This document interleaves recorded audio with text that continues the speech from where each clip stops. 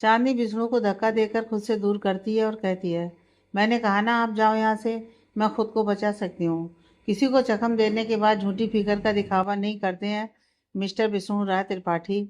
इतना कर चांदनी वहां से आगे बढ़ जाती है और विष्णु उसके पीछे पीछे चलते हुए उसे आवाज देते हुए कहता है, देखो, मुझसे तुम्हारा जो भी झगड़ा है वो हम यहाँ से बाहर निकलने के बाद भी कर सकते हैं, लेकिन अभी हमारा यहाँ से निकलना जरूरी है। लेकिन चांदनी विष्णु की बात को अनसुना करते हुए अपने कदम आगे बढ़ाती रहती है। तभी वो चारों आदमी चारों ओर से आकर चांदनी को घेर लेते हैं। चांदनी घबराते हुए उन चारों को देखती है और कहती है, देखो, अगर अपनी जान प्यारी है तो मेरे रास्ते से हट जाओ। उनमें से एक आदमी हंसते हुए कहता है, तुम मारोगी हमें? उस आदमी को हंसता हुआ देख चांदनी अपने कदम पीछे खींचती है और दौड़कर कुछ कदम दूर खड़े विष्णु के पीछे छुप जाती है। ये देख विष्णु के होठों पर खुद ब खुद एक मुस्कुराहट आ जाती है। वो चारों आदमी विष्णु के पास आते हैं और उसे घूरते हुए कहते हैं, हे हीरो, लड़की हमें चाहिए। बेहतर है कि तू इस लड़की को हमारे हवाले कर दे। विष्णु तिरछा मुस्कुराकर कहता है, अगर तुम में से किसी ने इसे हाथ भी लगा लिया तो तुम इसे अपने साथ ले जाना। वो चारों आदमी एक दूसरे का मुंह देखते हुए मुस्कुराते हैं तो वहीं चांदनी गुस्से में विष्णु की ओर देखने लगती है। ये कैसा इंसान है? वो चार हैं और ये अकेला। उनमें से कोई तो मुझ तक पहुंच ही जाएगा और ये बेवकूफ मुझे उनके साथ भेज देगा। चांदनी मन ही मन विष्णु को कोस ही रही थी कि तभी उनमें से दो आदमी आगे बढ़ विष्णु पर हमला करते हैं। लेकिन विष्णु उन दोनों को अपने एक एक हाथ में थाम उनके पेट और सीने में जोर की किक मारता है। वो दोनों आदमी दूर जाकर गिरते हैं। तो वहीं दो आदमी जो चांदनी की ओर बढ़ रहे थे, विष्णु उन्हें पकड़ जोर के पंच बरसाता है और वो भी जमीन में धराशायी हो जाते हैं। विष्णु उन गुंडों को लगातार पीटे जा रहा था और चांदनी सहमी हुई निगाहों से चुपचाप खड़ी थी। जब से मिली थी विष्णु का गुस्सा वो पहली बार देख रही थी। विष्णु गुस्से में बिल्कुल लाल पड़ चुका था। माथे पर नीली नसें उभर आई थी, लेकिन वो उन गुंडों को अधमरा करने के बाद भी उन्हें पीट रहा था। ये देख चांदनी चुपचाप वहां से निकल जाती है। वो अपने कदम बढ़ा आगे जाती है कि अचानक उसे अपनी कलाई में एक मजबूत पकड़ महसूस होती है। चांदनी घबराते हुए देखती है तो विष्णु उसे घूर रहा था। विष्णु का रूप अभी भी वैसा था, गुस्से में लाल और आंखों में एक अजीब सा तूफान। चांदनी अपना हाथ छुड़ाते हुए कहती है, छोड़िए मुझे। विष्णु चांदनी की ओर देख कहता है, जब तक मैं तुम्हें सही सलामत तुम्हारे घर ना पहुंचा दूं मैं तुम्हें नहीं छोड़ूंगा। चांदनी गुस्सा करते हुए कहती है, कौन से घर? आपने मुझे उस घर में जाने लायक छोड़ा भी है? क्या मुंह लेकर जाऊंगी मैं अपने पति और अपने परिवार के सामने? चांदनी रोते हुए कहती है, इन 3 सालों में मेरा पति मुझसे दूर रहा। उसने मुझे हाथ तक नहीं लगाया क्योंकि वो मेरे ठीक होने का इंतजार कर रहा था। इतना प्यार करता है वो मुझसे कि मैं हर्ट ना हो जाऊं, इसलिए वो मेरे करीब नहीं आया। और आपने आपने क्या किया? ये जानते हुए कि मैं किसी और की अमानत हूँ। आपका मुझ पर कोई हक नहीं, फिर भी आपने मेरे साथ वो सब किया। आपने मेरे साथ जबरदस्ती की, मुझे हर्ट किया। क्यों किया आपने ऐसा? क्यों? क्यों? चांदनी रोते हुए विष्णु के सीने में अपनी नाजुक हथेलियों से वार करने लगती है और विष्णु खामोश खड़ा चांदनी के आंसुओं से भीगे फेस को निहारता रहता है। उसे चांदनी की मार से कोई फर्क नहीं पड़ रहा था, लेकिन उसके मोटे मोटे आंसू विष्णु को जरूर तकलीफ दे रहे थे। वो चांदनी की दोनों कलाइयों को कसकर पकड़ लेता है और उसकी आंखों में देख कहता है, तुम्हें एहसास नहीं होता कि मेरा और तुम्हारा कोई पुराना रिश्ता है? जब मैं तुम्हें छूता हूँ तो क्या तुम्हें ये छुआ जानी पहचानी सी नहीं लगती है? क्या तुम्हें तुम्हें ऐसा नहीं लगता कि मैं पहले भी तुम्हें छू चुका हूँ, तुम्हें हर तरह से अपना बना चुका हूँ? विष्णु की बात सुन चांदनी एक पल के लिए खामोश हो जाती है। उसे विष्णु की बातों ने किसी सोच में गुम कर दिया था। ये तो सच था कि जब से वो विष्णु से मिली थी, एक जानी पहचानी खुशबू, एक जाना पहचाना सा एहसास हर वक्त उसे घेर कर रखता था। लेकिन वो चाह कर भी इन जज्बातों को समझ नहीं पा रही थी। चांदनी को खामोश देख विष्णु कहता है, तुमने जवाब नहीं दिया। याद करने की कोशिश करो लड्डू, एक बार अपने दिमाग पर जोर डालो, तुम्हें मैं याद आ जाऊंगा। हमारा प्यार याद आ जाएगा, सब कुछ याद आ जाएगा। चांदनी गुस्से में कहती है, ये क्या लड्डू लड्डू लगा रखा है आपने? आपको लगता है कि मेरी याददाश्त जा चुकी है तो मैं आपकी इन बकवास बातों पर बिलीव करूंगी? मैं आपसे कह रही हूँ, मुझसे दूर रहिए। विष्णु अब थोड़ा गुस्से में आ जाता है और झटके से चांदनी को अपनी बाहों में उठा कहता है, जिद करने में आज भी तुम बिल्कुल वैसी ही हो। नीचे उतारो मुझे, छोड़ो। चांदनी विष्णु को लगातार खुद को छोड़ने के लिए कह रही थी, लेकिन विष्णु उसे गोद में लिए हुए आगे बढ़ जाता है। विष्णु अपनी कार के नजदीक पहुंचता है कि तभी तेजा पीछे से आवाज लगाता है, बॉस रुक जाइए, गाड़ी में बम है। ये सुन विष्णु के कदम ठहर जाते हैं। वो पीछे कदम खींचने लगता है, लेकिन इससे पहले ही वो गाड़ी से दूर हट पाता कि गाड़ी में ब्लास्ट हो जाता है और उस ब्लास्ट के झटके से विष्णु चांदनी को लिए हुए दूर गिरता है। चांदनी विष्णु की बाहों से छूटकर कुछ कदम दूर गिरती है। विष्णु को काफी चोट आई थी, लेकिन वो खुद की परवाह किए बिना उस दूर पर गिरी चांदनी की ओर जाता है और उसे उठाने की कोशिश करने लगता है। सुरभि, आंखें खोलो। सुरभि, सुरभि। अब तक अभिमन्यु भी ब्लास्ट वाली जगह पर पहुंच चुका था। वो भागते हुए आता है और जमीन पर पड़ी चांदनी के पास आकर उसे उठाने की कोशिश करने लगता है। चंदा, चंदा उठो, क्या हुआ है तुम्हें? विष्णु अभिमन्यु की ओर देख कहता है, हमें तुरंत हॉस्पिटल चलना चाहिए। ऐसे टाइम वेस्ट करने की जरूरत नहीं है। तेजा, गाड़ी स्टार्ट करो। विष्णु की बात सुन तेजा अपनी कार की ओर बढ़ जाता है। विष्णु चांदनी को अपनी बाहों में उठाने लगता है तो अभिमन्यु उसे धक्का देकर पीछे कर देता है और चिढ़ते हुए कहता है, मेरी बीबी को हाथ लगाने वाले तुम होते कौन हो? उसका पति अभी जिंदा है तो तुम्हें उसे छूने का कष्ट करने की जरूरत नहीं है। अभिमन्यु की बात सुन विष्णु उसे घूरने लगता है। अभिमन्यु विष्णु को पूरी तरह से इग्नोर करते हुए चांदनी को अपनी बाहों में उठाता है और अपनी कार तक लेकर जाता है। विष्णु भी उसके पीछे जाता और तुरंत उसकी कार के पीछे का गेट खोलता है। अभिमन्यु विष्णु को घूरते हुए कहता है, थैंक्स। अभिमन्यु चांदनी को पीछे की सीट पर लिटा देता है और खुद ड्राइविंग सीट पर बैठ जाता है। विष्णु की नजरें कार के अंदर बेहोश पड़ी चांदनी पर थी। ये देख अभिमन्यु चिढ़ते हुए अपनी कार को वहां से आगे बढ़ा देता है। विष्णु अपनी जगह पर चुपचाप खड़ा था कि तभी तेजा उसके पास आकर अपनी कार को रोकता है। विष्णु तुरंत तेजा की बगल में बैठ जाता है और कहता है, डॉक्टर, अभिमन्यु की कार का पीछा करो। विष्णु को भी काफी चोट आई थी, लेकिन इस वक्त उसे खुद की बिल्कुल परवाह नहीं थी। उसकी चोटों को देख तेजा फिक्र में कहता है, बॉस, आपको भी डॉक्टर के पास चलकर ड्रेसिंग करवा लेनी चाहिए। यह सुन विष्णु झल्लाते हुए कहता है, डॉक्टर, अभिमन्यु सुरभि को हॉस्पिटल लेकर ही जा रहा है। तेजा, मैं बाद में वहीं पर अपनी ड्रेसिंग करवा लूंगा, लेकिन अभी हमें उनके पीछे जाना है ताकि हमें पता रहे कि वो सुरभि को कौन से हॉस्पिटल लेकर गया है। तेजा हाँ में अपना सिर हिला कार को आगे बढ़ा देता है। इधर नवी पूरी तरह से ठीक हो गई थी और वो पहले की ही तरह खेलने कूदने लगी थी। उसकी शरारतों को देख दादी निर्मला जी और नैना तीनों खुश हो रहे थे। तभी हर्ष आता है और दादी और निर्मला जी के पैर छूकर वहीं सोफे पर बैठ जाता है। नैना की ओर देख हर्ष कहता है, कैसा रहा वहाँ सब कुछ? नैना कुछ पल खामोश रहती है। वो मन ही मन सोचती है कि सबको सुरभि की हमशक्ल के बारे में बताएं या नहीं, लेकिन उसे सोच में डूबा देख हर्ष कहता है, तूने जवाब नहीं दिया? नैना मुंह बना कहती है, जवाब तो आप दो हर्ष भाई। किसी को बिना बताए आपने शादी कर ली, वो भी भाभी की दोस्त के साथ।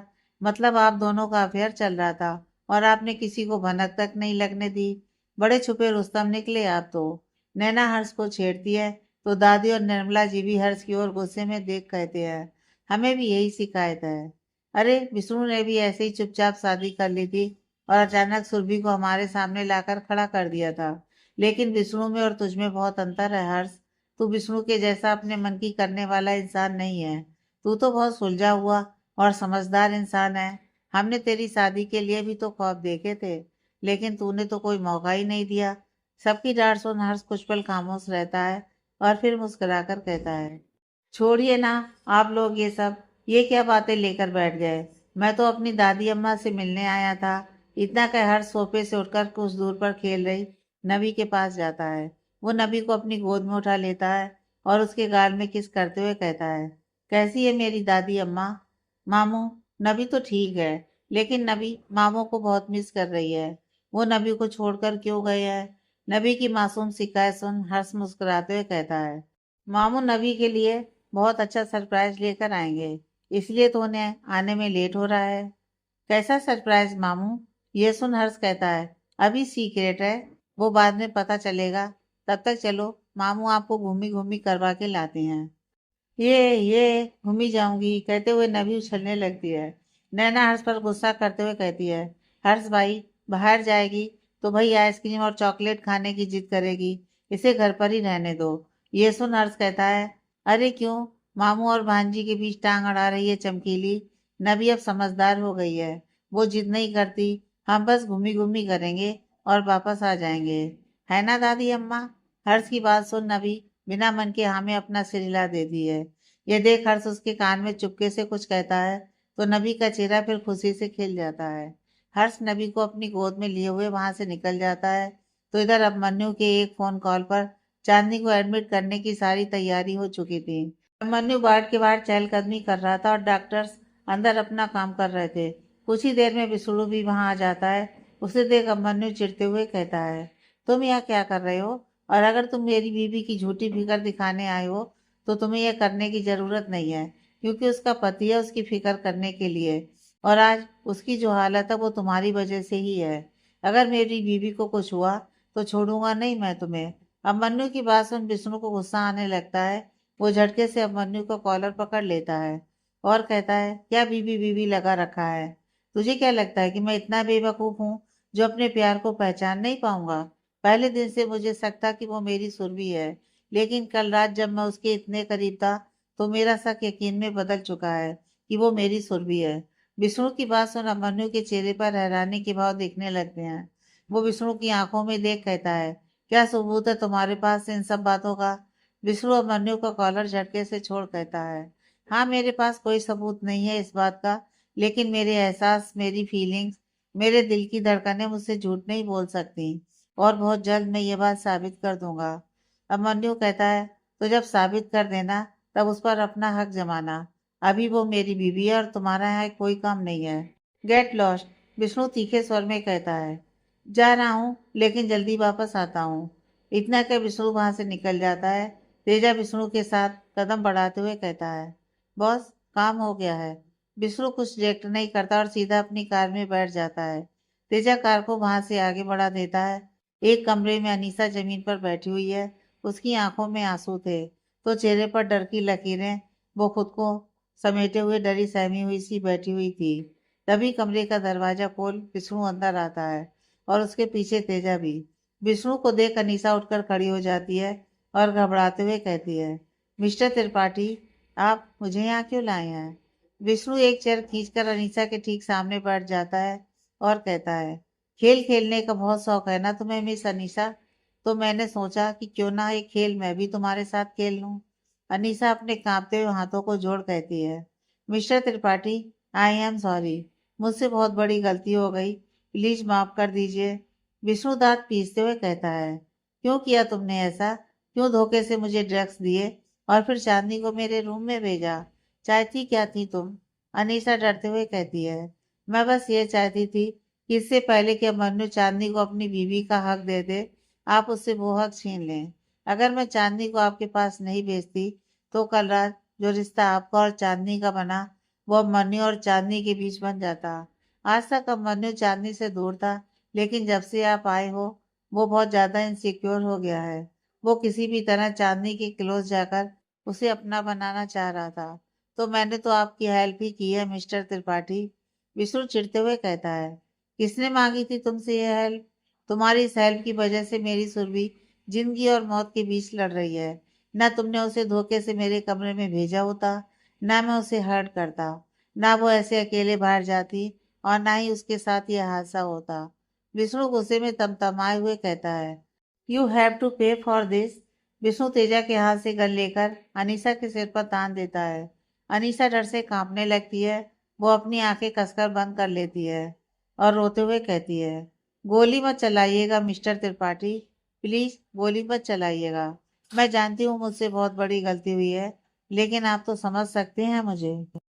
आप भी तो किसी से बेपनाह प्यार करते हैं, मैं भी अभिमन्यु से उतना ही प्यार करती हूँ। मिस्टर त्रिपाठी, मैं हर हाल में हर कीमत में बस उसे अपना बनाना चाहती हूँ। अपने प्यार को पाने के लिए क्या आपने कभी कोई गलत कदम नहीं उठाए मिस्टर त्रिपाठी? अनीसा की बात सुन विष्णु के चेहरे के भाव बदल जाते हैं। उसने भी तो सुरभि के साथ शुरुआत में बहुत गलत किया था। अपनी ईगो में उसने सुरभि की गंदी तस्वीरें निकलवाई, उसे बदनाम किया, उसका और मनन का रिश्ता तोड़वाया, उससे जबरदस्ती शादी की, उसे तकलीफ दी। विष्णु अपनी सोच में ही गुम था कि अनीसा रोते हुए कहती है, अपने प्यार को पाने के लिए जो सही लगा मैंने किया, मैं बस चांदनी और अभिमन्यु को अलग करना चाहती थी। अगर वो दोनों करीब आ जाते तो मैं अपने प्यार को पाने की उम्मीद हमेशा के लिए खो देती। मिस्टर त्रिपाठी, मैंने जो किया उससे आपका भी तो फायदा हुआ ना। हो सकता है आपके साथ चांदनी ने जो वक्त बिताया उससे उसकी याद वापस आने लगे, उसे आप याद आ जाएं, उसकी असली पहचान याद आ जाए। विष्णु अचानक अपनी जगह से उठ खड़ा होता है और कहता है, प्रार्थना करना कि मेरी सुरभि को कुछ ना हो, वरना मैं वापस आकर पहले तुम्हारी जान लूंगा। इतना कर विष्णु तेजी से अपने कदम बढ़ाते हुए वहां से निकल जाता है और तेजा भी उसके पीछे चल देता है। दूसरी ओर हर्ष रीना के घर के बाहर अपनी कार खड़ी करता है तो देखता है कि रीना बाहर अकेले बैठी हुई है। यह देख हर्ष अपनी गाड़ी से उतर रीना के पास जाता है और कहता है, क्या हुआ, यहाँ क्यों बैठी हो? रीना की आंख में आंसू थे जिन्हें पहुंच वो अपनी नजरें झुकाए हुए कहती है, कुछ नहीं, बस ऐसे ही। हर्ष उसके चेहरे को देख कहता है, इतनी जल्दी मिलनी अपने घर वालों से? तभी मनन अंदर से बाहर निकलता है और कहता है, मिलेगी कैसे जब मैंने इसे घर के अंदर आने ही नहीं दिया। मैं तुमसे ये कहने के लिए निकला था कि आज के बाद इसे मेरे घर में लाने की हिम्मत भी मत करना। मुझे इसकी शकल भी नहीं देखनी है। इसकी वजह से मेरी बहुत बदनामी हुई है। एक तो बारात लौट गई, ऊपर से इसने मेरी मर्जी के बगैर तुमसे शादी की। अब तुम दोनों इस घर की दहलीज पर दोबारा कदम ना रखना। इतना कह मनन घर के अंदर चला जाता है और उन दोनों के मुंह पर दरवाजा बंद कर देता है। हर्ष रीना की ओर देखता है जिसका चेहरा आंसुओं से भीगा हुआ था। हर्ष कुछ कहने वाला होता है लेकिन रीना उसकी बात सुने बिना ही जाकर गाड़ी में बैठ जाती है। हर्ष भी जाकर गाड़ी में बैठता है और अपनी सीट बेल्ट लगाते हुए कार को वहां से आगे बढ़ा देता है। पूरे रास्ते की खामोशी के बाद हर्ष की कार उसके घर के बाहर रुकती है। रीना बिना एक पल गंवाए हुए कार से उतरकर घर के अंदर भाग जाती है। रीना अपने रूम में आ चुकी थी तब तक हर्ष भी उसके पीछे आता है और कहता है, इतनी बड़ी बात नहीं है जितना तुम रिएक्ट कर रही हो। वो तुम्हारा भाई है, एक नंबर का। हर्ष अपनी बात पूरी करता उससे पहले ही रीना बोल पड़ती है, मेरे भाई के खिलाफ कुछ नहीं। तुम क्या जानो उन्हें कितना बुरा लगा होगा। इतना अच्छा रिश्ता ढूंढा था उन्होंने मेरे लिए। बारात घर से वापस लौट गई, उनकी कितनी बदनामी हुई इस बात से। सब मेरे बारे में तरह तरह की बातें कर रहे हैं जो मेरे भाई को सुननी पड़ रही हैं, और इस बात से वो कितने दुखी हैं। हर्ष रीना की बाजू पकड़ उसे खुद के बेहद करीब कर कहता है, सबकी चिंता है तुम्हें सिवाय मेरे। सबको समझती हो, बस मेरे प्यार को नहीं समझ पाई। रीना चिढ़ते हुए कहती है, कौन सा प्यार? क्या होता है प्यार? बस जब तक लड़की का जिस्म हासिल ना कर लो तब तक रहता है ये प्यार। जब तक लड़की खुद को छूने ना दे तब तक गुलाम बनकर रहते हैं ये लड़के।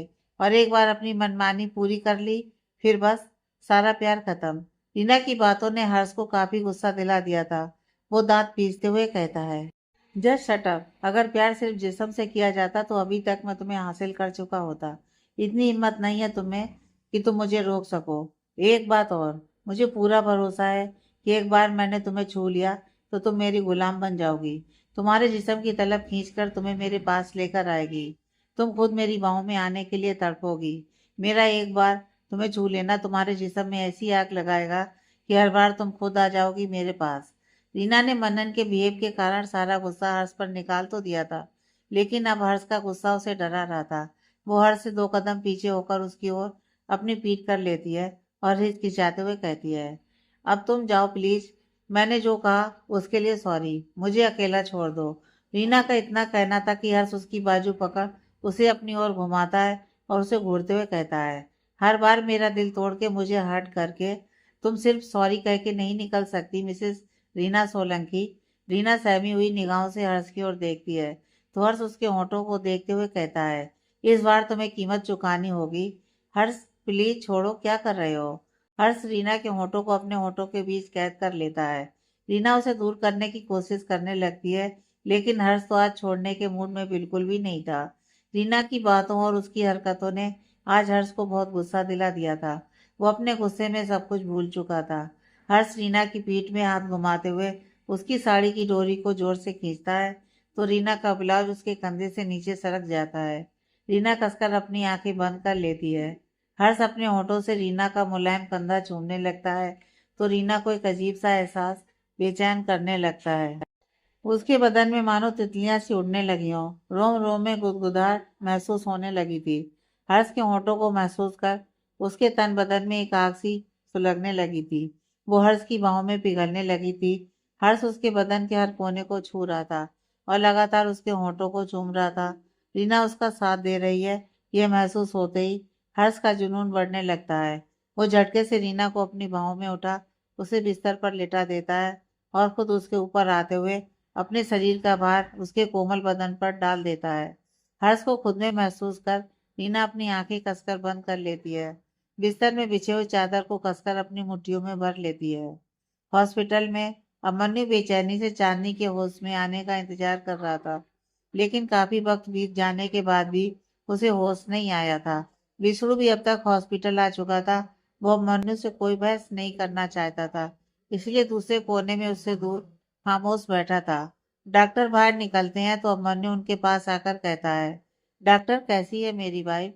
डॉक्टर अभिमन्यु वो खतरे से बाहर हैं। उनके सिर पर गहरी चोट आई है, इसलिए उन्हें अभी तक होश नहीं आया है, लेकिन चिंता मत करिए, वो जल्दी होश में आ जाएंगी। अभिमन्यु निराश होकर वापस चेयर पर बैठ जाता है। कुछ घंटों के बाद चांदनी धीरे धीरे करके अपनी आंखें खोलती है। वो खुद को ऐसी हालत में देखती है तो कुछ हैरानी के भाव लिए चारों ओर नजरें दौड़ाने लगती है। उसके आसपास कई सारी मशीनें रखी हुई थी और उसके हाथ में ड्रिप चढ़ रही थी। तो भाई माथे पर एक बड़ी सी पट्टी बंधी हुई थी। चांदनी अपनी ड्रिप को खींचकर निकालती है और बिस्तर से उतरने लगती है। तभी एक नर्स चीखते हुए कहती है, ये क्या कर रही हैं आप मिसेस धनराज? आप ऐसे नहीं उठ सकती, अभी बहुत कमजोर हैं आप। चांदनी उस नर्स को किनारे करते हुए कहती है, मुझे जाना है यहाँ से, प्लीज जाने दो। शोर सुनकर अभिमन्यु रूम के अंदर आता है। वो चांदनी को होश में देखता है तो उसके होठों पर मुस्कान आ जाती है। अभिमन्यु नर्स को वहां से जाने का इशारा करता है तो नर्स वहां से चली जाती है। अभिमन्यु चांदनी की ओर बढ़ते हुए कहता है, तुम ठीक तो हो ना चंदा? चांदनी कोई जवाब नहीं देती। वो खोई हुई सी किसी को निहार रही थी। अब तक अभिमन्यु उसके बिल्कुल करीब आ चुका था और उसे अपने सीने से लगाने वाला था कि चांदनी उसे पूरी तरह नजरअंदाज करते हुए आगे बढ़ जाती है और दरवाजे के पास खड़े विष्णु के सीने से लग जाती है। चांदनी झटके से विष्णु के सीने में टकराई थी। विष्णु ने इस बात की उम्मीद नहीं की थी, इसलिए एक पल के लिए उसके कदम लड़खड़ा गए। लेकिन चांदनी के यूं गले लगने से विष्णु के होठों पर सुकून भरी एक मुस्कान छा गई थी, जो बरसों बाद उसके चेहरे पर दिखी थी। आज तो अभिमन्यु तो बिल्कुल शॉक्ड था, जैसे एक पल में उसकी पूरी दुनिया ही छिन गई हो, मानो सब कुछ एक झटके में खो दिया हो। चांदनी विष्णु के सीने से लगे हुए उसकी शर्ट को अपनी मुट्ठियों में भरते हुए कहती है, डेविल राय। चांदनी के मुंह से यह सुन विष्णु सुकून से अपनी आंखें बंद कर लेता है। उसे पता चल चुका था कि चांदनी ने उसे इस नाम से पुकारा, मतलब उसे सब कुछ याद आ चुका है। सुरभि विष्णु के सीने में छुपे हुए बस रोए जा रही थी और विष्णु उसके बालों को सहलाते हुए उसका माथा चूम कहता है, लड्डू। अब मन्नू से रहा नहीं जाता। वो चांदनी के करीब आकर उसकी बाजू पकड़ उसे विष्णु से दूर करता है और कहता है, ये क्या कर रही हो तुम चंदा? तुम कंफ्यूज हो गई हो क्या? अमन्यु की बात सुन सुरभि कहती है, मुझे सब याद आ गया डॉक्टर अमन्यु, मुझे याद आ गया कि मैं कौन हूँ। सुरभि विष्णु की आंखों में देख कहती है, ये मेरे पति हैं जिनसे मैं बहुत प्यार करती हूँ। मेरा नाम सुरभि था, मैं कोई चांदनी नहीं हूँ। उस रात उस हादसे में जो ब्लास्ट हुआ था, मुझे उसके बाद कुछ याद नहीं कि मैं कैसे जिंदा बची या कैसे आप मुझे अपने पास लेकर आए।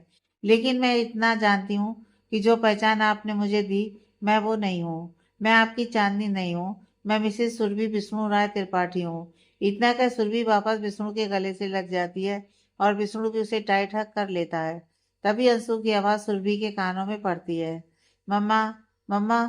सुरभि जल्दी से विष्णु से दूर होती है और अंशु को देख प्यार से मुस्कुराती है।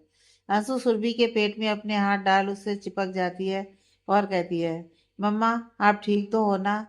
Yes baby, mamma is fine. लेकिन आपको यहाँ आने की क्या जरूरत थी? सुरभि की बात सुन अंशु मुंह बनाते हुए कहती है, आप तो जानते हो ना मैं आपके बिना नहीं रह सकती। मैं बहुत नाराज थी आपसे। आप 2 दिनों से मुझे मिले नहीं, लेकिन फिर दादी ने बताया कि आपकी तबीयत खराब है, इसलिए मैं ड्राइवर अंकल के साथ यहाँ चली आई।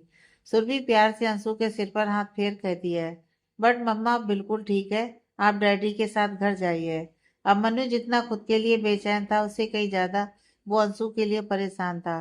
क्या बीतेगी उस नन्ही सी जान पर जब उसे पता चलेगा कि पिछले 3 सालों में जिसे वो अपनी माँ समझ रही थी वो उसकी माँ थी ही नहीं। अंशु जिद करते हुए कहती है, आप भी चलो ना मम्मा, आप तो ठीक हो गए हो ना, तो प्लीज चलो हमारे साथ। अंशु की बात सुन सुरभि के हाव भाव बदल जाते हैं। वो अपनी नजरें उठा विष्णु की ओर देखती है तो विष्णु नामे अपना सिर हिला सुरभि को इशारों में कहता है कि वो अंशु को मना करे। सुरभि को खामोश देख अंशु उसका हाथ पकड़ लेती है और कहती है, प्लीज चलो ना मम्मा। सुरभि की आंख से आंसू का एक कतरा बह निकलता है। एक तरफ उसका प्यार है, उसका पति है, भले ही 7 महीनों का रिश्ता था उन दोनों का, लेकिन प्यार 7 जन्मों वाला था। तो दूसरी तरफ वो बच्ची जिसके लिए पिछले 3 सालों से सुरभि माँ का फर्ज निभा रही थी, जिसके लिए उसे अपने अंदर ममता का एहसास होता था, जिसे सच में अपनी बेटी मानकर पाला था। सुरभि उलझनों में उलझी ही थी कि अब मन्नू भारी मन से अंशु को अपनी गोद में उठा लेता है और कहता है, बेटा मम्मा अभी पूरी तरह से ठीक नहीं हुई है, वो बाद में आएंगी, हम चलते हैं। ये सुन अंशु कहती है, अगर मम्मा पूरी तरह से ठीक नहीं हुई है तो हम उन्हें छोड़कर कैसे जा सकते हैं डैडी। फिर जब तक मम्मा यहाँ रुकेगी तब तक मैं भी यहीं रुकूंगी। अब मन्नू की फ्रस्ट्रेशन उसके चेहरे पर दिखने लगती है। वो अंशु को डांटते हुए कहता है, हर बात में जिद नहीं करते अंशु, डैडी ने कहा ना, हम घर चलते हैं, चुपचाप मेरे साथ चलो। पहली बार अपने पापा की इतनी रूखी बातें सुन अंशु की आंखों से आंसू बहने लगते हैं। वो अपनी हथेलियों से अपना चेहरा छुपा रोने लगती है। सुरभि से रहा नहीं जाता, वो अब मन्नू की ओर नाराजगी से देखती है और फिर प्यार से अंशु के सिर पर हाथ रख कहती है, मम्मा भी चल रही हैं आपके साथ, आप रोना बंद करो और आप चलकर डैडी के साथ कार पर मेरा वेट करो, मैं अभी आई। ये सुन अंशु के होंठ खिल जाते हैं तो वही विष्णु के चेहरे पर गुस्सा दिखाई देने लगता है। अब मन्नू सुरभि की ओर देख धीमी आवाज में कहता है, क्या सच में मैं तुम्हारा इंतजार करूं? क्या तुम चलोगी हमारे साथ? यह सुन सुरभि कहती है, अभी आपको बहुत से सवालों के जवाब भी तो देने हैं डॉक्टर अभिमन्यु, तो मैं आपके साथ जरूर आऊंगी। मुझे जानना है आपने जो किया वो कैसे और क्यों किया। सुरभि की बात सुन अभिमन्यु कुछ पल उसे देखता रहा और फिर अंशु को गोद में उठा वहां से चला जाता है। अभिमन्यु के जाते ही सुरभि विष्णु की ओर देखती है, जिसके चेहरे पर उभरे हुए भाव साफ बता रहे थे कि वो सुरभि के अभिमन्यु के घर जाने के फैसले से कितना नाराज है। सुरभि विष्णु की ओर देखने लगती है तो विष्णु उसके नजदीक आकर गुस्से में कहता है, अभी अभी तो मिली हो तुम मुझे और अभी छोड़कर जाने की बात कर रही हो। तुम्हें लगता है मैं वापस तुम्हें उस धोखेबाज के पास जाने दूंगा? विष्णु की बात सुनकर सुरभि अपने हाथों को उसके कंधे पर रख उसे प्यार से देख कहती है, मैं जल्दी आपके पास आ जाऊंगी, लेकिन इस वक्त अंशु को मेरी जरूरत है, मैं उसे ऐसे अकेले नहीं छोड़ सकती। पहले मैं उसे सारी बातें अपने तरीके से समझा दूं, उसे मेरे बिना रहने की आदत नहीं है, जो उसे सीखनी होगी। बस थोड़ा सा वक्त चाहिए मुझे। विष्णु सुरभि की कमर में हाथ डालते हुए उसे खुद से चिपका लेता है और कहता है, मैं नहीं दे रहा तुम्हें इसकी इजाजत, मैं तुम्हें दोबारा नहीं खो सकता। एक बार खोकर मैं कैसे जिया हूँ वो मैं ही जानता हूँ, दोबारा नहीं हो पाएगा मुझसे। सुरभि विष्णु के सीने में अपना सिर रख कहती है, दोबारा ऐसा होगा भी नहीं पतिदेव, वादा है मेरा, इस बार मैं किस्मत से भी लड़ जाऊंगी, लेकिन आपसे दूर नहीं जाऊंगी। अगर दूर करेंगे तो आप ही करेंगे मुझे, पर मैं खुद नहीं जाने वाली आपकी लाइफ से। विष्णु सुरभि को अपनी बाहों में कसते हुए कहता है, मत जाओ यार प्लीज। सुरभि अपना सिर उठा विष्णु की निगाहों में देखती है और कहती है, बिलीव मी, मैं आपके पास वापस आ जाऊंगी, लेकिन मैं मेरी अंशु को ऐसे अकेले नहीं छोड़ सकती। दिल के रिश्ते खून के रिश्तों से बड़े होते हैं। मेरा और अंशु का रिश्ता बहुत गहरा है पतिदेव। भले ही जन्म नहीं दिया मैंने उसे, पर माँ की तरह पाला है। अब आज अगर अचानक मुझे ये पता चल रहा है कि मैं उसकी माँ नहीं, तो क्या मेरा उससे 3 सालों का रिश्ता ऐसे एक पल में टूट सकता है? मैं इतनी स्वार्थी नहीं हो सकती। विष्णु इसके आगे कुछ नहीं कह पाता। वो बस सुरभि को एकटक देखता रह जाता है, जैसे आंखों ही आंखों में रिक्वेस्ट कर रहा था कि सुरभि अपना फैसला बदल दे। लेकिन सुरभि विष्णु से दूर होती है और उस कमरे से बाहर निकल जाती है। विष्णु बस बुत बने खड़ा रह जाता है। उसे समझ में नहीं आ रहा था कि सुरभि की याददाश्त आने से वो खुश हो या फिर उसके इस फैसले से दुखी हो। सुरभि सीधा जाकर अभिमन्यु की कार में बैठती है। अभिमन्यु एक नज़र सुरभि पर डालता है, लेकिन सुरभि के चेहरे पर इस वक्त कोई भाव नहीं थे। वो अभिमन्यु की तरफ एक बार भी नहीं देखती। अभिमन्यु भारी मन से कार को आगे बढ़ा देता है। इधर हर्ष बाथरूम से बाहर आता है तो उसकी नज़र रीना पर पड़ती है, जो बिस्तर में आराम से सुकून से सो रही थी। उसके बाल उसके चेहरे पर बिखरे हुए थे। हर्ष के प्यार की चमक रीना के चेहरे पर साफ दिखाई दे रही थी। हर्ष तिरछा मुस्कुराते हुए मन ही मन कहता है, आई नो कि तुम भी मुझसे प्यार करती हो, चाहे तुम कितना भी इनकार करो, लेकिन कल रात को जिस तरह से तुमने मेरा साथ दिया है, उससे एक ही बात साबित होती है कि तुम भी मेरे लिए अपने दिल में फीलिंग्स रखती हो। बस उन फीलिंग्स को एक्सेप्ट नहीं करना चाहती हो। बट डोंट वरी, ये काम भी जल्द हो जाएगा। तुम खुद मेरे पास आओगे और मेरे सामने अपने प्यार का इजहार करोगी। लेकिन जितना तुमने मुझे तड़पाया है, उसका हिसाब तो तुम्हें देना ही होगा। My lovely wife. हर आईने के सामने खड़े होकर रेडी होने लगता है और तैयार होकर वहां से निकल जाता है। इधर अभिमन्यु अपने कमरे में आता है तो देखता है कि सुरभि अंशु के साथ खेलने में बिजी थी। वो दोनों लूडो खेल रहे थे। अभिमन्यु चुपचाप सोफे पर बैठ जाता है और उन दोनों को निहारने लगता है। बस ये पल ही तो मांगा था मैंने आपसे भगवान, और कुछ नहीं चाहिए था, लेकिन ये भी छीन लिया आपने मुझसे। जब सारी खुशियां छीननी ही रहती हैं, तो भी फिर उम्मीद क्यों देते हो? पहले चांदनी को मुझसे छीन लिया, फिर सुरभि को मेरे सामने लेकर आए, और अब जब मैं सुरभि को अपने दिल और जिंदगी में जगह दे चुका हूँ, तो उसे भी मुझसे छीन रहे हो। अभिमन्यु की आंख से आंसू का एक कतरा बह जाता है। तभी अंशु की नजर अभिमन्यु पर पड़ती है, तो वो चहकते हुए कहती है, डैडी आप भी आओ ना, हमारे साथ खेलो। ये सुन सुरभि अभिमन्यु की ओर देखती है, तो अभिमन्यु भी एक नज़र उससे मिलाता है, लेकिन फिर अपनी नजरें फेर अंशु से कहता है, बेटा आगे का गेम बाद में खेल लेना, नीचे दादी आपको बहुत देर से बुला रही हैं, उन्होंने आपकी फेवरेट डिश बनाई है, गो फास्ट। Okay daddy. अंशु दौड़ते हुए कमरे से बाहर निकल जाती है। अभिमन्यु सुरभि की ओर देख कहता है, 2 मिनट बात कर सकता हूँ तुमसे? सुरभि अभिमन्यु की ओर देख कहती है, बात मुझे करनी है तुमसे। अभिमन्यु, मुझे मेरे सवालों के जवाब चाहिए। सुरभि की बात सुन अभिमन्यु खामोश हो जाता है, तो सुरभि बिस्तर से उठकर अभिमन्यु के पास आती है और उसे देख कहती है, क्यों किया तुमने ऐसा अभिमन्यु? तुम जानते थे कि भले ही मेरी शक्ल तुम्हारी वाइफ से मिलती है, लेकिन मैं तुम्हारी वाइफ नहीं। फिर भी तुमने मेरी याददाश्त जाने का फायदा उठाया और मुझे यहाँ एक झूठी पहचान के साथ रखा। क्यों किया ये सब कुछ? अभिमन्यु सुरभि का हाथ पकड़ उसे अपनी बगल में बैठाता है और उसकी ओर देखते हुए कहता है, मैंने जो किया अंशु के लिए किया। सिर्फ 2.5 साल की थी वो, जब चांदनी हम सबको छोड़कर चली गई थी। इतनी छोटी बच्ची को मैं ये भी नहीं समझा सकता था कि उसकी माँ मर गई है। ये कहते हुए मन्नू की आंख से आंसू छलक आते हैं, लेकिन उन्हें बेरहमी से पहुंचते हुए अब मन्नू कहता है, चांदनी के जाने के बाद अंशु सारा दिन अपनी मम्मा के बारे में पूछती और मैं हर वक्त उसे एक झूठ कहता। कभी कहता मम्मा उसके लिए गिफ्ट लेने गई है, तो कभी कहता मम्मा बहुत ज़रूरी मिशन पर दूर गई है। लेकिन अंशु उस वक्त बहुत छोटी थी यार, उसे नहीं समझ आता था कुछ। वो बस मम्मा चाहिए कह कहकर रोती रहती थी। उन दिनों एक क्रिटिकल केस के लिए मुझे इंदौर जाना पड़ा। अंशु ने साथ चलने की जिद की, इसलिए मैं उसे साथ ले गया। एक दिन हॉस्पिटल के बाहर अंशु ने मुझसे कहा कि उसने अपनी मम्मा को देखा। मुझे इस बात पर भरोसा नहीं हुआ, लेकिन मैं तो जानता था कि उसकी मम्मा इस दुनिया में है ही नहीं। लेकिन जब अंशु ने तुम्हारी तरफ इशारा किया और मैंने तुम्हें देखा, तो मैं हैरान रह गया। एक पल के लिए लगा जैसे सारी दुनिया मेरे कदमों पर आ गई हो। बहुत खुशी हुई मुझे, लेकिन फिर जब मैंने तुम्हारे बारे में पता करना शुरू किया, तो मुझे मालूम हो गया कि तुम मेरी चांदनी नहीं, बल्कि सुरभि हो, विष्णु राय त्रिपाठी की बीवी। ये कहते हुए मन्नू के चेहरे पर अफसोस के भाव दिख रहे थे। अब मन्नू अपनी बात को जारी रखते हुए कहता है, मैं चाहता था कि एक बार मैं तुमसे रिक्वेस्ट करूं कि प्लीज मेरी अंशु से उसकी माँ बनकर मिल लो। इसलिए मैं तुमसे बात करने के लिए कई दिनों तक तुम्हारा पीछा करता रहा, लेकिन तुम कभी अकेली मिल ही नहीं पाई। तुम अनाथ आश्रम के बच्चों को पढ़ाने के लिए निकलती थी, तो भी तुम्हारा बॉडीगार्ड तुम्हारे साथ रहता था। एक दिन मैं तुम्हारे घर के बाहर तुम्हारा इंतजार कर रहा था। तुम जल्दीबाजी में निकली थी।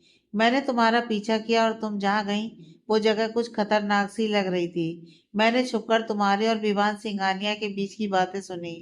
मैं तुम्हें बचाना चाहता था, लेकिन इससे पहले कि मैं कुछ करता, तुम्हारा पति विष्णु राय वहां पहुंच चुका था। मैं उस घर के पीछे से होकर निकलने लगा था, लेकिन तभी वहां एक धमाका हुआ और आंखों के सामने अंधेरा छा गया। लेकिन फिर जब मैंने खुद को संभाला तो देखा कि तुम एक कोने में लूलुहान पड़ी हुई थी। मैं दौड़कर तुम्हारे पास आया, तुम्हें चेक किया। तुम्हारी सांसें चल रही थीं, लेकिन बहुत ही धीमी। मैं डर गया था कि कहीं तुम्हें कुछ हो ना जाए, क्योंकि मेरी कार उस घर के पीछे खड़ी थी। इसलिए मैं उसी रास्ते से तुम्हें लेकर चला गया, सीधा हॉस्पिटल पहुंचा और तुम्हें एडमिट किया। लेकिन पूरे दिन तुम्हें होश नहीं आया। अगले दिन तुम्हें होश आया तो तुम अजीब सा बिहेव कर रही थी। डॉक्टर्स ने तुम्हें चेक किया और बताया कि सिर पर गहरी चोट लगने से तुम्हारी याददाश्त जा चुकी है। तुम्हें कुछ भी याद नहीं। इसी मौके का फायदा उठाकर मैंने तुम्हारा हाथ थाम लिया। मैंने तुम्हें बताया कि मैं तुम्हारा पति हूँ और तुमने यकीन कर लिया, क्योंकि उस वक्त मेरे अलावा तुम्हारे पास कोई नहीं था। मैं जो प्लान नहीं बना सका था वो प्लान भगवान ने बना दिया, तुम्हें हमेशा अपने साथ रखने का प्लान। बस फिर मैं तुम्हें और अंशु को लेकर मुंबई आ गया। अंशु को उसकी माँ मिल गई और मुझे मेरी खुशियाँ। अभिमन्यु की कहानी सुन सुरभि बिल्कुल खामोश थी। उसे समझ में नहीं आ रहा था कि वो क्या बोले, अभिमन्यु को दोषी ठहराए या हालातों को। अभिमन्यु सुरभि को खामोश देख कहता है, मैं स्वार्थी था, लेकिन जो कुछ भी किया सिर्फ अपनी बेटी के लिए किया। हर दिन भगवान से एक ही प्रार्थना करता था कि तुम्हारी याददाश्त कभी वापस ना आए, तुम मेरी और अंशु की जिंदगी से लौटकर अपनी पुरानी जिंदगी में कभी वापस ना जाओ। लेकिन झूठे सपने, झूठी उम्मीदें कब तक कायम रह सकती हैं। आज सब कुछ टूट गया, मेरे सपने भी और मेरी उम्मीदें भी। अब शायद मेरी बेटी का दिल भी टूटने वाला है। इतना कहते हुए मन्नू सोफे से उठकर तुरंत वहां से निकल जाता है। सुरभि अभी तक खामोश बैठी हुई थी और मन में हजारों उलझनें चल रही थी। एक तरफ उसे विष्णु का ख्याल आ रहा था, तो दूसरी तरफ मासूम अंशु की फिक्र थी। दूसरी ओर नैना जल्दीबाजी में तैयार होकर कमरे से निकलती है। वो जल्दी जल्दी सीढ़ियां उतरने लगती है कि अचानक ही उसका पैर फिसल जाता है। वो गिरने वाली होती है कि अचानक कोई उसे अपनी मजबूत बाहों में थाम लेता है।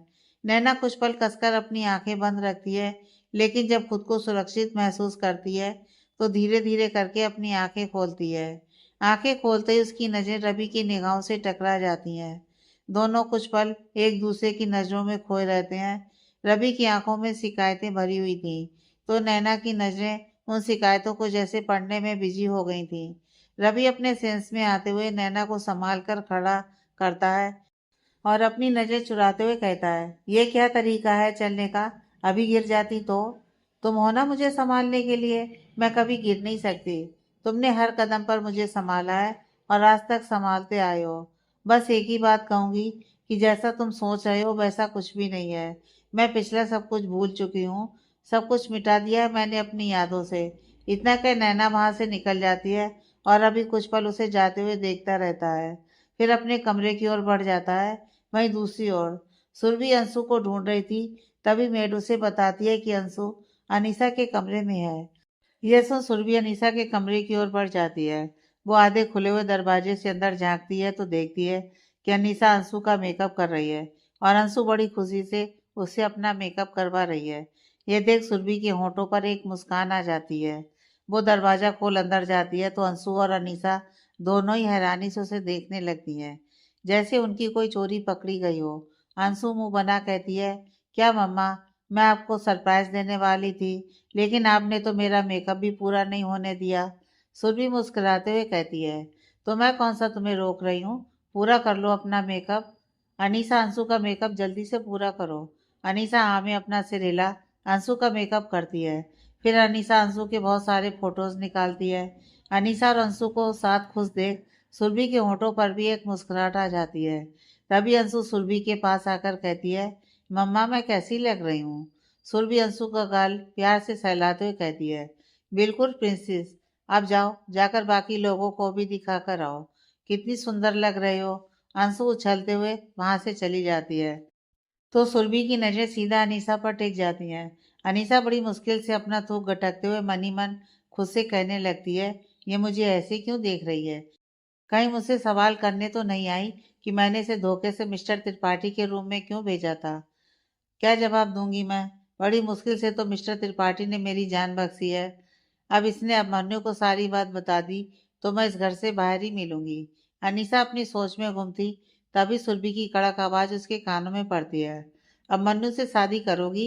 ये सुनते ही अनीसा की बहुएं सिकुड़कर आपस में जुड़ गईं। वो अपने कानों को मलने लगी, जैसे यकीन करने की कोशिश कर रही थी कि उसने जो सुना वो सुरभि ने सचमुच में कहा या उसे सुनने में कोई गलतफहमी हो रही है।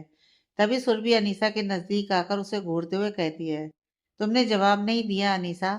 मैंने पूछा, अब मन्नू से शादी करोगी?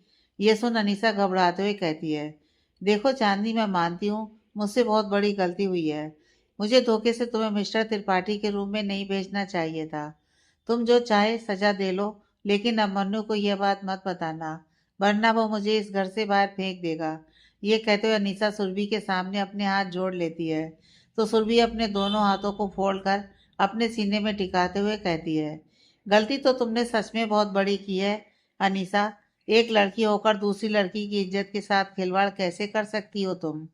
ये सुन अनीसा अपना सिर नीचे झुका लेती है, तो सुरभि उसे देखते हुए कहती है, लेकिन फिर भी मैं अभिमन्यु को तुम्हारी इस हरकत के बारे में नहीं बताऊंगी, लेकिन मेरी एक शर्त है। ये सुन अनीसा उसे हैरानी से देखने लग जाती है, तो सुरभि कहती है, मैं जो पूछूंगी उसका सच सच जवाब दोगी? अनीसा घबराते हुए हाँ में अपना सिर हिला देती है, तो सुरभि अपनी बहुएं चढ़ाते हुए कहती है, अभिमन्यु से कितना प्यार करती हो? अनीसा फिर खामोश हो जाती है। उसे समझ में नहीं आ रहा था कि चांदनी ऐसी बातें क्यों कर रही है, लेकिन उसे इस वक्त यह अंदाजा नहीं था कि सुरभि को अपनी असली पहचान याद आ चुकी है। अनीसा को खामोश देख सुरभि चिढ़ते हुए कहती है, वैसे तो कितना बोलती हो, पिछले आधे घंटे से मैं एक ही सवाल किए जा रही हूँ और तुम जवाब नहीं दे रही हो। मैंने पूछा कितना प्यार करती हो अभिमन्यु से? अनीसा जल्दीबाजी में अपने हाथों को फैला कहती है, इतना। सुरभि अनीसा को तीखी नजरों से घूरने लग जाती है, तो अनीसा हड़बड़ाते हुए कहती है, बहुत प्यार करती हूँ मैं अभिमन्यु से, इतना कि उसने किसी और से प्यार किया और उससे शादी कर ली, फिर भी मैं उसे चाहती रही। इतना कि उन दोनों के प्यार की निशानी अंशु इस दुनिया में आ गई, फिर भी मैं उसे चाहती रही। इतना कि चांदनी के न रहने पर उसने मुझसे शादी का वादा किया और फिर अचानक चांदनी को सबके सामने लाकर खड़ा कर दिया और मुझसे शादी करने से इनकार कर दिया, फिर भी मैं उसे चाहती रही। इतना कि वो मेरी ओर कभी देखता तक नहीं, मुझसे सीधे मुंह बात तक नहीं करता। कुछ गलत होता है तो उसका इल्जाम सिर्फ मुझ पर डालता है, फिर भी मैं उसे चाहती रही।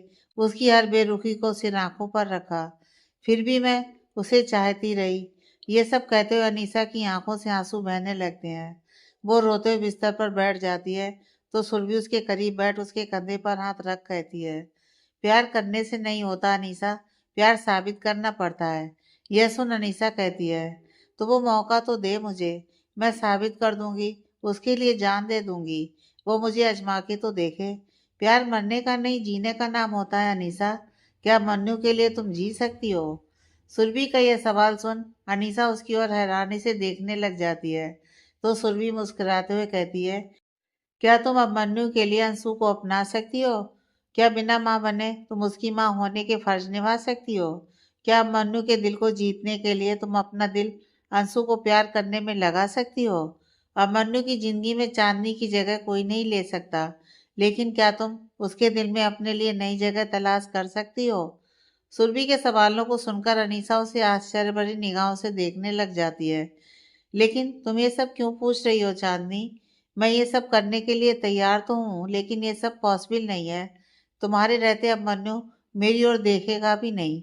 इतना कि अनीसा अपना सिर झुका लेती है, तो सुरभि उसकी ओर देखते हुए कहती है, पॉसिबल है। अगर मैं खुद तुम्हारे लिए अब मन्नू के दिल का रास्ता बनाऊं, तो तुम अपनी जगह बना सकती हो।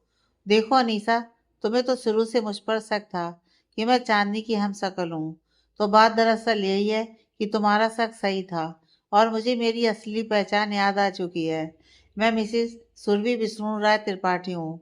ये सुन अनीसा की आंखें हैरानी से बड़ी हो जाती हैं, तो सुरभि मुस्कुराकर कहती है, अब तुम्हारा रास्ता क्लियर है, लेकिन ये बात तुम भी जानती हो कि अपनी हरकतों से तुमने अब मन्नू के दिल में अपने लिए कितनी नफरत पैदा कर ली है। अब अगर मैं यहाँ से चली भी जाऊँ, तो अब मन्नू तुम्हें कभी नहीं अपनाएगा और मैं खुद अंशु को ऐसे अकेले छोड़कर जाना नहीं चाहती। मैं चाहती हूँ कि अंशु तुम्हें अपनी माँ को तलाश ले, वो तुमसे भी उतनी अटैच हो जाए जितनी मुझसे है, ताकि उसकी एक माँ उससे दूर चली भी जाए तो उसकी दूसरी माँ उसे संभाल ले। अब बताओ अनीसा, क्या तुम अब मन्नू के प्यार में इतना कर सकती हो? क्या उसका प्यार पाने के लिए अंशु की माँ बनोगी? अनीसा मुस्कुराकर हाँ में अपना सिर हिला देती है तो सुरभि उसकी तरफ अपना हाथ बढ़ाती है। ये देख अनीसा भी उसके हाथ में अपना हाथ रख देती है। वहीं दूसरी ओर विष्णु अपने घर के बाहर बने स्विमिंग पूल के किनारे चेयर से टिककर बैठा हुआ था। उसके हाथ में ड्रिंक से भरा हुआ गिलास था और आंखों में दर्द। वो स्विमिंग पूल में ठहरे पानी को एकटक निहार रहा था। तभी उस पानी में उसे किसी की परछाई दिखाई देती है। उसे सुरभि का अक्स दिखाई देता है तो वो जल्दी से पीछे पलटता है। सुरभि उसे ही निहार रही थी। विष्णु अपना हाथ आगे बढ़ा सुरभि को छूने की कोशिश करता है तो सुरभि उसका हाथ अपने हाथ में थाम लेती है और मुस्कुराते हुए कहती है, सपना नहीं हकीकत है। सुरभि की बात सुन विष्णु अपना गिलास साइड टेबल पर रख झटके से उसे अपने सीने में छुपा लेता है और उसे अपनी बाहों में कस लेता है। विष्णु ने सुरभि को बहुत टाइट हक किया हुआ था, जैसे अगर उसकी पकड़ थोड़ी सी भी ढीली हुई तो सुरभि उससे दूर चली जाएगी। सुरभि विष्णु के कान में कहती है, आपके इस टाइट हक में मैं शहीद हो जाऊंगी पतिदेव। यह सुन विष्णु जल्दी से सुरभि को खुद से अलग करता है और कहता है, तुम सच में वापस आ गई। मैं जानता था कि तुम मेरे बिना नहीं रह पाओगी। अच्छा किया जो लौट आई। मैं बहुत बेचैन हो रहा था यार।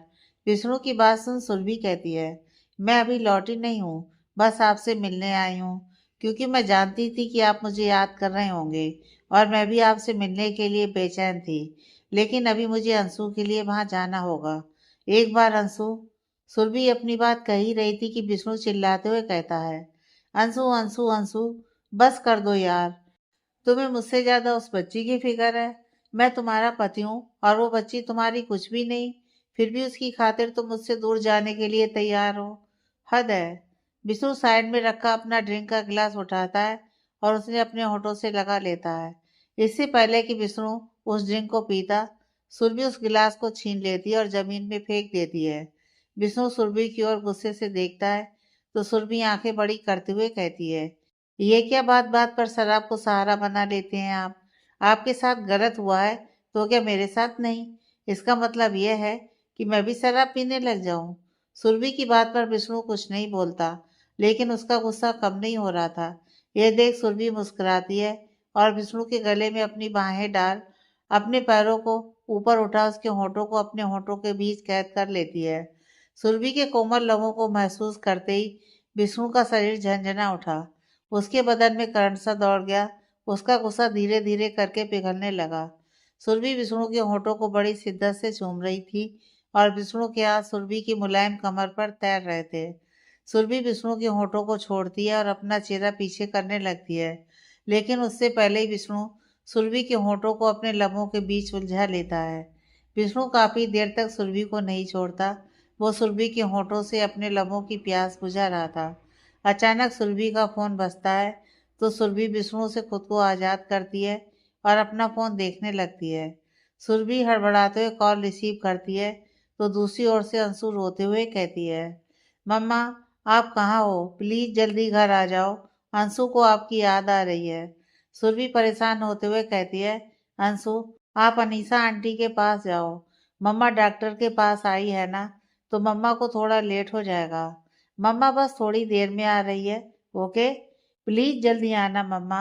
इतना कि अंशु फोन कट कर देती है तो सुरभि विष्णु की ओर देख कहती है, अंशु मुझे याद कर रही है, अभी मुझे जाना होगा, मैं आपसे बाद में मिलती हूँ।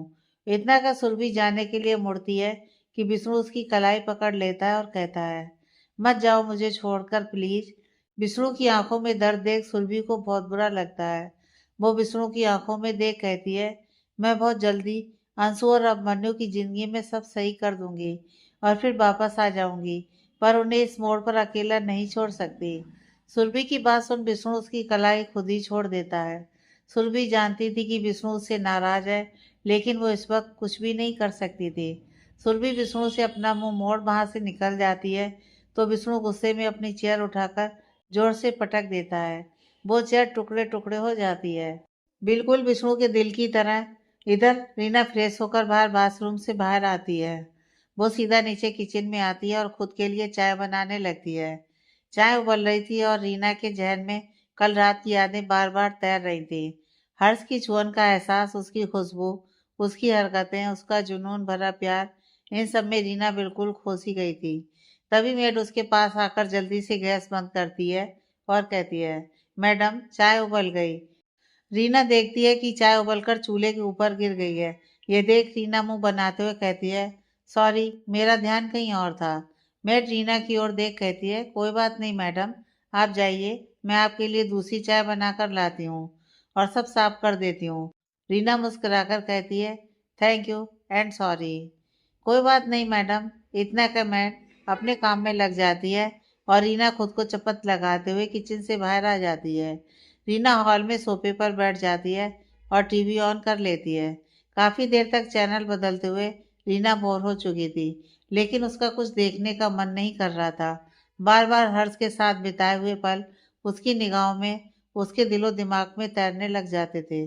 तभी मेड आकर उसे चाय देती है तो रीना झिझकते हुए कहती है, हर्ष घर पर नहीं है क्या?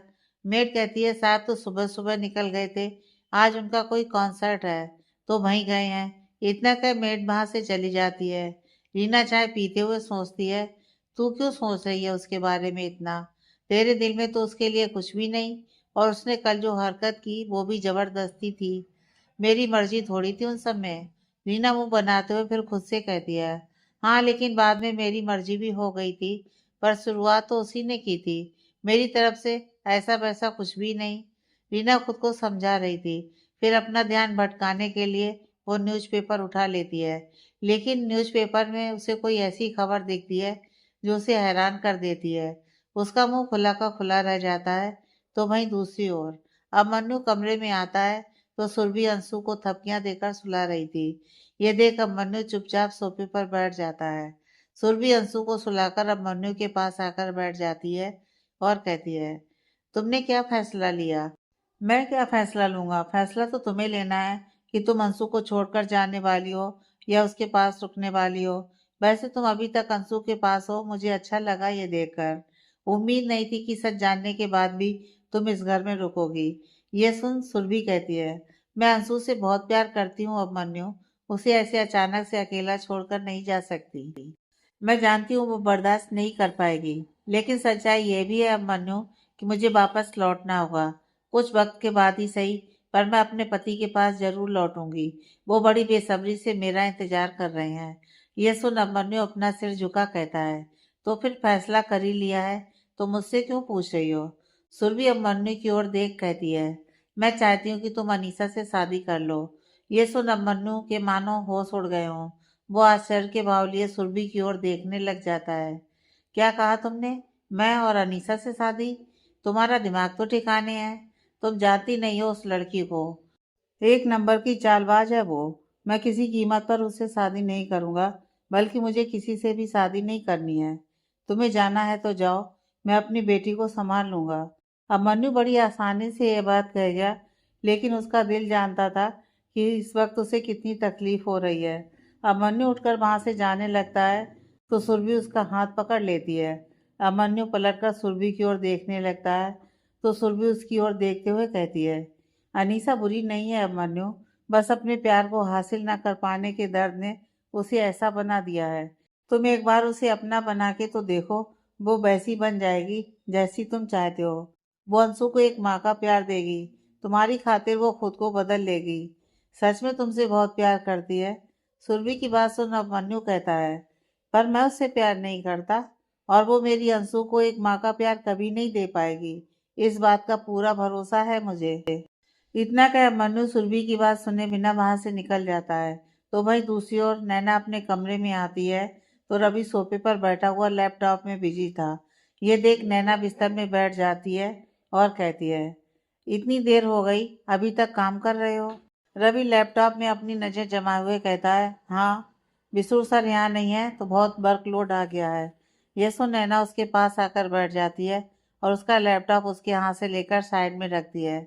रवि हैरान होते हुए कहता है, नैना बहुत काम है यार, प्लीज अभी कुछ नहीं सुनना मुझे। रवि वापस से अपना लैपटॉप लेने लगता है तो नैना अचानक उसके सीने से लग जाती है। रवि हैरान रह जाता है, लेकिन उसके हाथ खुद ब खुद नैना की कमर पर चले जाते हैं। नैना रवि के सीने में छुपे हुए कहती है, आई एम सॉरी रवि, मेरे बिहेवियर से अगर तुम्हें कभी भी ये लगा हो कि तुम मेरे लिए इम्पोर्टेंट नहीं, तो उसके लिए मैं माफ़ी मांगती हूँ। लेकिन जो बातें तुम अपने दिल में लिए बैठे हो, उन्हें प्लीज़ अपने दिल से निकाल दो। नैना की आंख से बहे आंसू रवि को अपने सीने पर महसूस होने लगे थे और नैना रो रही है, इस बात से रवि का दिल दुखने लगता है। वो नैना को उठाता है और उसके आंसुओं को पोंछते हुए कहता है, नहीं नैना, रो मत, प्लीज, आई एम सॉरी। गलती तुम्हारी नहीं नैना, गलती मेरी है। मुझे इतना स्वार्थी नहीं होना चाहिए था। मैंने तो तुमसे वो प्यार किया था जिसमें मैंने कोई उम्मीद ही नहीं रखी थी। तो फिर अब मैं क्यों चाहता हूँ कि तुम मुझसे प्यार करो या मुझे इम्पोर्टेंस दो। चाहे कुछ भी हो जाए नैना, पर मैं आज भी तुमसे उतना ही प्यार करता हूँ जितना पहले करता था। पहले मुझे तुम्हारे प्यार की कोई उम्मीद नहीं थी, लेकिन अब न जाने क्यों यह दिल तुमसे प्यार पाने की उम्मीद पाल बैठा है। पर फिक्र ना करो, मैं समझा लूंगा अपने दिल को कि मैं वो जगह कभी नहीं ले सकता। उस वक्त मैं तुम्हारा सहारा बना था और आज भी वही हूँ, हमेशा रहूंगा। रवि की बातों को सुन नैना उसका चेहरा अपनी हथेलियों के बीच भर लेती है और कहती है, प्यार में एक बार धोखा मिल जाए तो प्यार सबसे नफरत हो जाती है रवि। बस इसलिए मैं इन एहसासों और फीलिंग्स को इग्नोर करती रही। पर इसका मतलब ये नहीं कि मैं तुमसे प्यार नहीं करती। बस कभी कहा नहीं मैंने, क्योंकि मुझे ज़रूरत नहीं लगी ये सब कहने की। लेकिन अगर तुम्हें ऐसा लग रहा है कि मेरे दिल में तुम्हारे लिए कोई फीलिंग्स नहीं है, तो फिर सुन लो। I love you. I love you so much mister Kurkure. मैं तुमसे बहुत प्यार करती हूँ। हाँ, उतना नहीं जितना तुम मुझसे करते हो, लेकिन उससे थोड़ा कम करती हूँ, पर करती हूँ। सच में आज पहली बार था जब नैना के मुंह से रवि ने खुद के लिए ये शब्द सुने थे। इतने सालों में नैना ने कभी रवि से ये बात नहीं कही थी कि वो रवि से प्यार करती है या उसके दिल में रवि के लिए फीलिंग्स है। इस बात से रवि को कहीं ना कहीं ये लगने लगा था कि नैना आज भी रियान को भूल नहीं पाई। लेकिन आज नैना के मुंह से ये शब्द सुनकर रवि की खुशी का ठिकाना नहीं था। आगे की कहानी नेक्स्ट पार्ट में।